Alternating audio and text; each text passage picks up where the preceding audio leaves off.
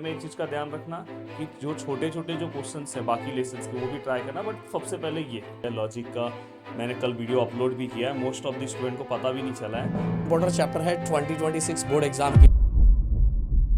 Hello दोस्तों, कैसे आप सभी। सबसे पहले कमेंट बॉक्स में मुझे ये बता दो कि ये चारों सब्जेक्ट के अंदर सबसे ज्यादा जान आपकी कौन सा सब्जेक्ट ले रहा है। प्लीज कमेंट बॉक्स में लिखना। आज हम बात करने वाले चारों सब्जेक्ट के बारे में। वैसे गाइस, कल राहुल सर ने एक शुभारंभ कर दिया है। आप में से कितने लोगों को पता है, प्लीज कमेंट बॉक्स में लिख के मुझे बताना। इस वीडियो पे टारगेट लाइक मैं रखता हूँ 2000। एंड गाइस, जिसने भी चैनल को सब्सक्राइब नहीं किया, प्लीज चैनल को सब्सक्राइब करके जाना। एंड दोस्तों, क्योंकि इसके बाद राहुल सर ने एक चीज का शुभारंभ तो कर दिया है। आप में से कितने लोगों को पता है, नहीं पता है, मुझे नहीं पता है। बट अभी एक दो दिनों के अंदर सभी बाकी चीजों का भी स्टार्टिंग हो जाएगा।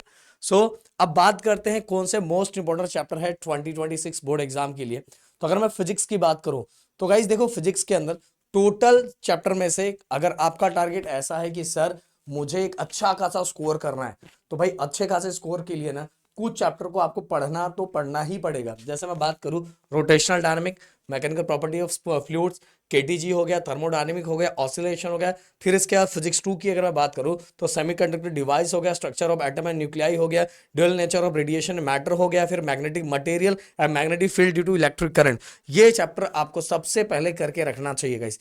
और एक चीज जरूर मैं बोलना चाहूंगा, फिजिक्स में एक पैटर्न जरूर आपको फॉलो करना चाहिए। कौन सा पैटर्न?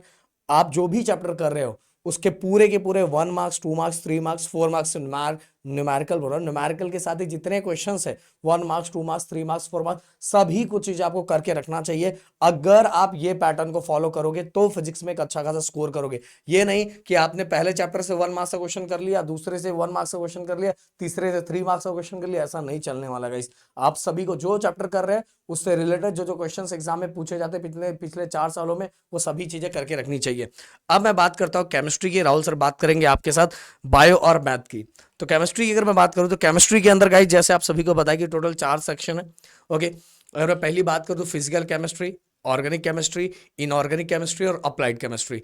यहां गाइस टोटली मैं बताना चाहूंगा कि टोटल 1 2 3 4 5 6 7 8 9 और एक इनऑर्गेनिक चैप्टर से कोई भी चैप्टर आप उठा सकते हो।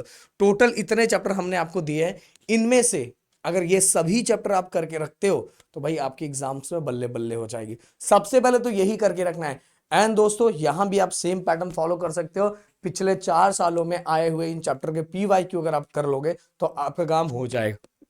सॉरी, अब मैं राहुल सर को देना चाहूंगा। Rahul sir, maths. देखो, मैथ के अंदर मैं आपको बताना चाहता हूँ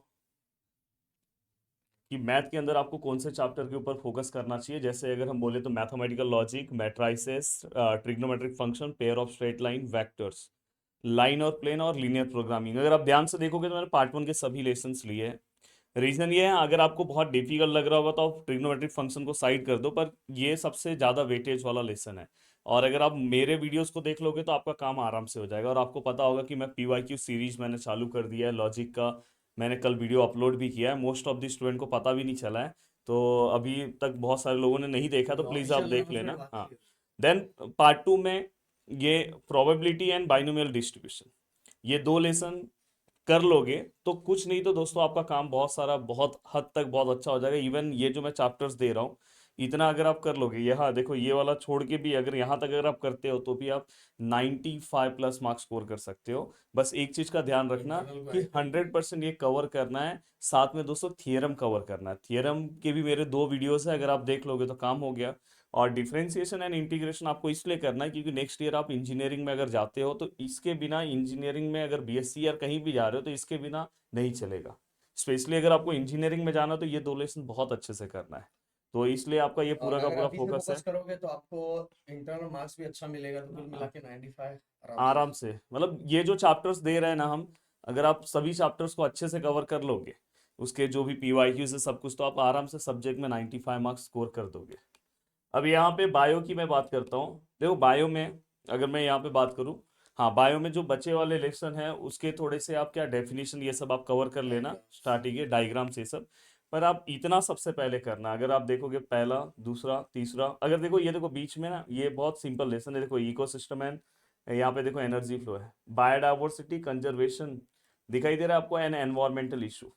देन इसके बाद ऑर्गेनिज्म एंड पॉपुलेशन पे तो मैंने एक बहुत ही सिंपल सा 1 पेज नोट्स वाला एक वीडियो बनाया इजी ट्रिक का। आप में से कितने लोगों ने देखा है?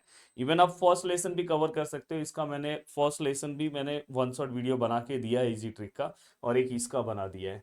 देन कंट्रोल एंड कोऑर्डिनेशन थोड़ा बड़ा सा लेसन है पर करना पड़ेगा। हाँ, देन इसके बाद प्लांट ग्रोथ, और देन दोस्तों इसके बाद plant water relation, and last में ओरिजिन एंड इवोल्यूशन। मतलब मैंने बहुत ही सिंपल लेसन बोले हैं। अगर आप ये लेसन कवर करते हो तो ओवरऑल आप आराम से। पर बायो में एक चीज का ध्यान रखना कि जो छोटे छोटे जो क्वेश्चंस है बाकी लेसन्स के वो भी ट्राई करना, बट सबसे पहले ये, और बाकी इसके सब्जेक्ट में दिक्कत नहीं। डायग्राम्स आप कर लो, डायग्राम सर के बहुत इंपॉर्टेंट है, जिसमें डायग्राम्स है। एंड साथ में जो PYQ आया है वो कर लो, हो जाएगा काम बहुत अच्छी तरीके से। एंड साथ में गाइस अगर इतनी सब चीज़ें कर रहे हो, प्रैक्टिकल्स में आपका फोकस रहेगा ही।